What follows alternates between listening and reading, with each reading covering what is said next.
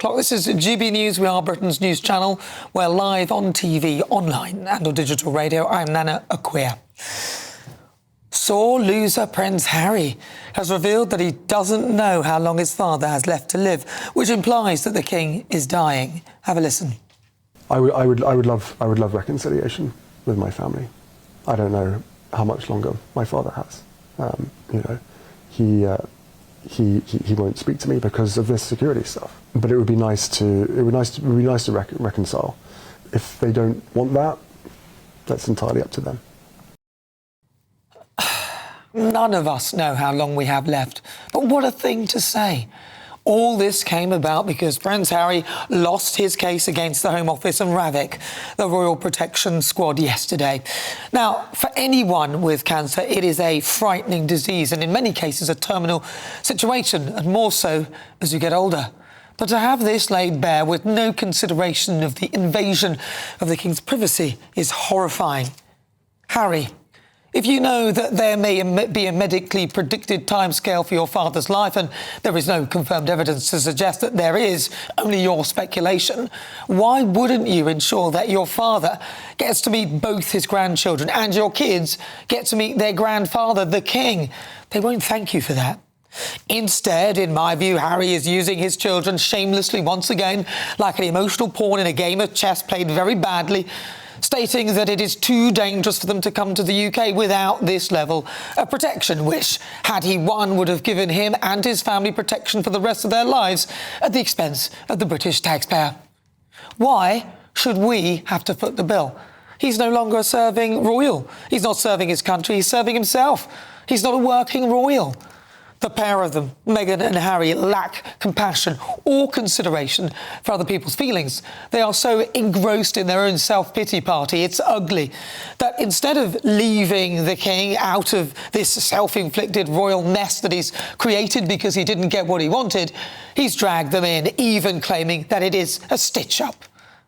On ruling the case, the judge said the Duke was in effect stepping in and out of the cohort of protection provided by RAVIC. Outside the UK, he was outside the cohort, but when in the UK, his security would be considered as appropriate.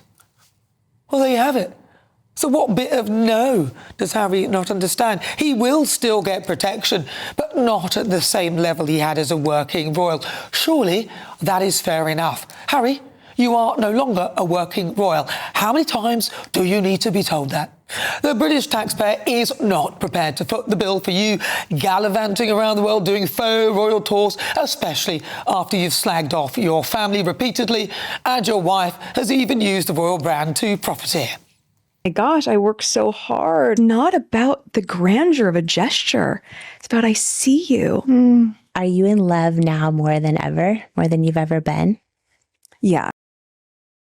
Frankly, Harry, you are actually a security risk to the institution of the royal family, allowing a label of racism to swirl. I mean, what do you think that did to the royal brand?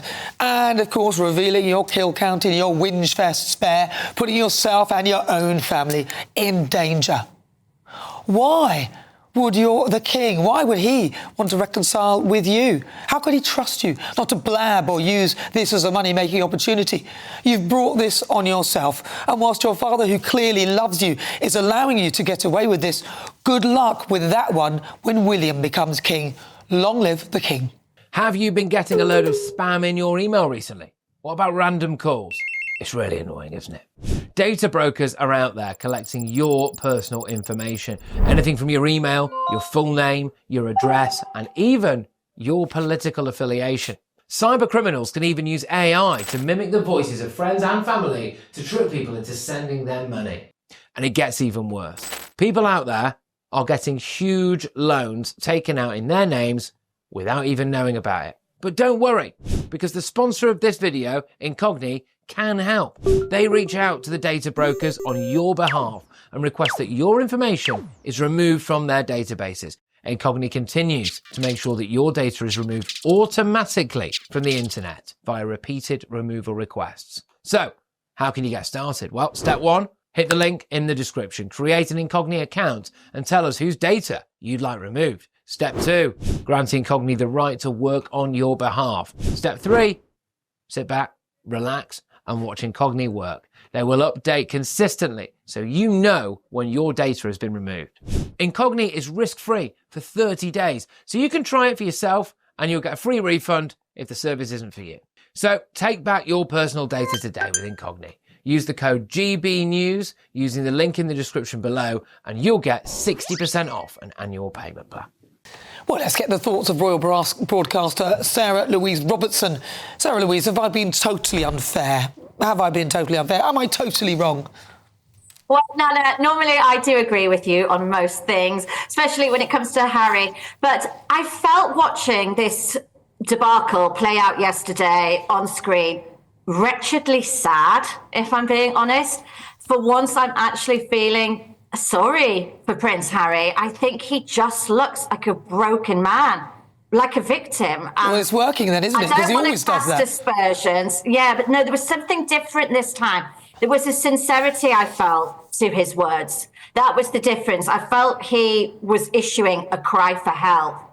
And you could tell he is being completely isolated by his wife from his family. Well, you can't blame. No, listen. I'm not a defender of Meghan Markle, but he is a grown man, so I just don't think that you can blame his wife, blame himself for his own behaviour. It's not. Nobody told him to write the book Spare. Nobody told him to write about his frostbitten man parts. But he felt pressure, I think, to write those books. Why? I think there was enormous pressure to earn money to keep them in the lifestyle. Yeah, but that's his own choosing. Remember, I think, how much did his mum give him? 15 million. He got that money. He literally doesn't really need money at all. Had he stayed in the royal family, he wouldn't have had to do all this. But he didn't also have to be so rude about his family in the book. I agree with that. I agree with all of this, Nana. I've said all this many, many times myself. I think in this situation, I think something snapped in Harry.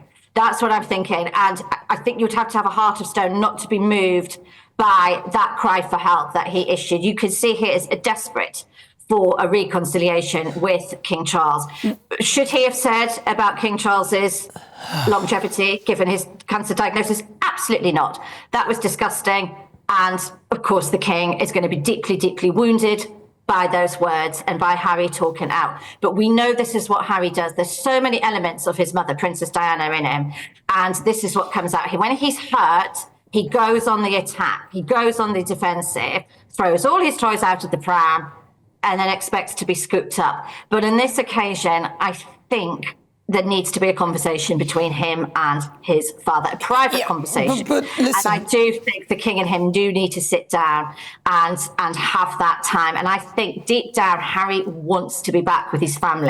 But of course, while he's with Meghan, Sarah Louise, even if that is true, that Harry would like to get back with his father and all of that, even in that interview, he was still talking about his security and saying that he's not going to bring his kids to meet the king. So again, he's not even let it rest there.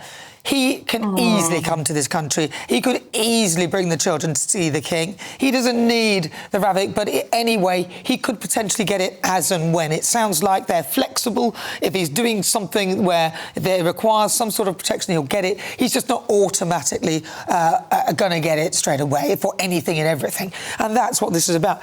He knows that, and I don't see why he doesn't just simply see his father, bring the children. Meghan should go and see her dad. I can't buy into this.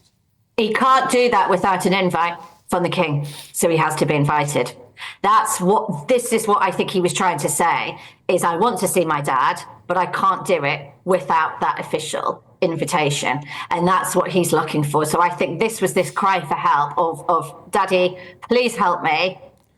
I want to come and see you, but I don't know what else to do. I really do think he was sending subliminal messages in this interview. It just felt there was a sincerity there that's lacked before in other things that he's done. And so I did feel that little bit sorry for him. All right, Sarah Louise, let's leave it there. We'll agree to disagree on this occasion. Sarah Louise Robertson, thank you very much.